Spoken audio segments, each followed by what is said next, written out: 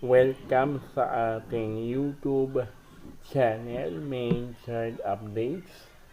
For today's video, pag-usapan po natin mga kaaldab.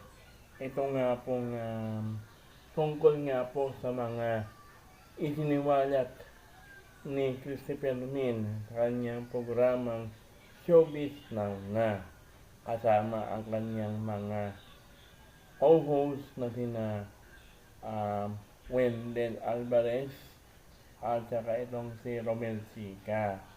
Napag-usapan po nila yung tungkol nga po dito sa follow-up nating balita nga po, no, patungkol nga po dito kay Congressman Arjo Ataide, na sinasabi nga raw nila sinasabi raw nila na yung mga ghost project daw na sinasabi ng ilan na hawak nga daw ni Congressman Arjo, wala nga daw punong wala nga daw siyang ghost project, or maninis daw yung records niya, maninis daw yung matinong tao raw ito, matinong mamuno, di ba?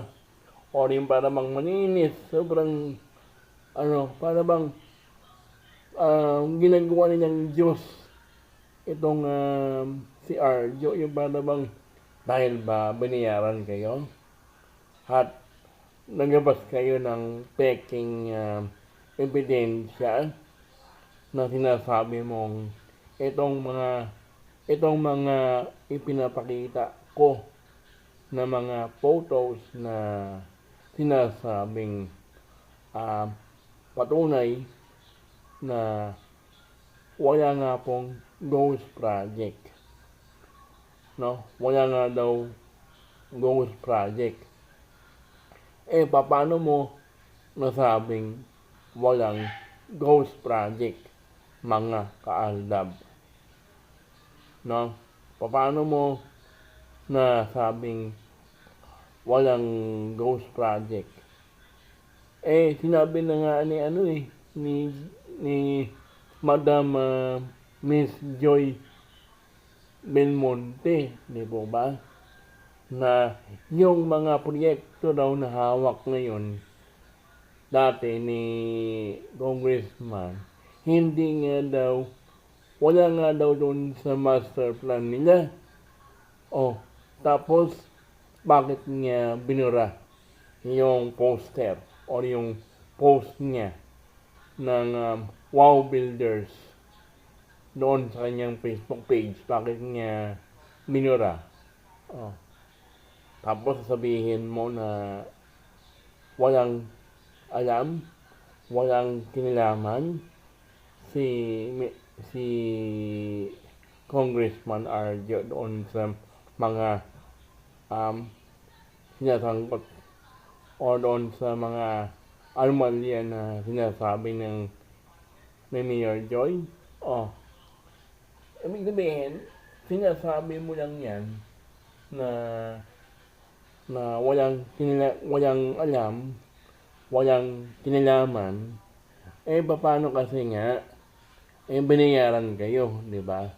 Kasi nga last time kasi binira ni Christopher Min ng tita mo yung si Ibyang dahil doon sa pinikulang I'm Perfect. Kaya ngayon para nga naman makabawi yung tita mo doon sa paninira niya doon sa pamilya Ataide, doon kay Ibyang, para manahimik kayo, no? Para baguhin ang kwento, tapos sasabihin ninyo na yung mga sinabi ng mag-asawang Diskaya gawa-gawa lang, or sinungaling yung pamilya Diskaya na yun. Tapos lahat ng mga sinasabi nila doon na pinapasoli na perang halagang 60 million ay hindi yon totoo. Fake news lahat yung mga sinasabi ng mag-asawang Diskaya noong nakaraang hearing. Abay, ang galing mo naman. Ang galing-galing mo talaga gumawa, ang galing-galing mong gumawa ng kwento. Tapos pinapalabas mo ngayon na yung mag-asawang Diskaya ang may utang ngayon. Dahil hindi lang napautang gumante, kaya nilagay yung pangalan ng mag-amang Atayde doon sa listahan ng kung sino-sino yung mga sangkot doon sa anomalya sa flood control project na yan na hanggang ngayon ay pinag-usapan pa rin at hindi pa rin matapos-tapos yung issue na yan. Sino yung niloko ninyo? Gusto yata nila na palabasin na or bilugin or gusto nilang pabulaanan or i-brainwash yung mga tao or yung mga naniwala doon sa mag-asawang Diskaya. Ngayon, gusto nilang magalit yung taong bayan doon sa mag-asawang Diskaya ngayon. Yan ba yung pinapalabas mo? Tapos ngayon, gusto ninyo na pumabor sa inyo yung tadhana. Yan ba yung sinasabi ninyo na para maninaw sa lahat na dapat maniwala kami sa mga sinasabi ng iyong pamangkin na walang alam si Congressman Arjo Atayde. Sino yung papaniwalaan namin? Yung mga Diskaya ba or yung kayong mga bayarang magtiyahin na nagtanggol, no? Siguro kalahati nung pera na sinasabi na gustong yung mga siguro malaki yung binayad sa inyo para paguhin yung kwento. Yan naman talaga yung gawain ninyo para maging bumango yung pangalan ng isang tao para maganda yung sabihin ninyo sa kanila. Eto, bayaran na lang kita para kapag kapag nag-update kayo sa akin, hindi ninyo ako sisiraan. Diba? Yun naman talaga yun Diba? Mga kaaldab. Yan yung ginagawa nila ngayon. Para makontrol nila yung galit ng taong bayan para mauto na naman nila yung taong bayan at kumampi sa kanila.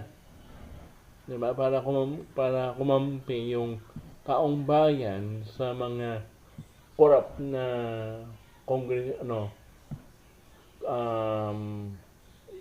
government officials tulad ni Arjo na para maging malinis ang kanyang image, bayaran mo nilang itong magtiyahin na to para kapag nagbalita sila sa atin, maganda, diba? At masama yung image naman ng mag-asawang Diskaya, diba?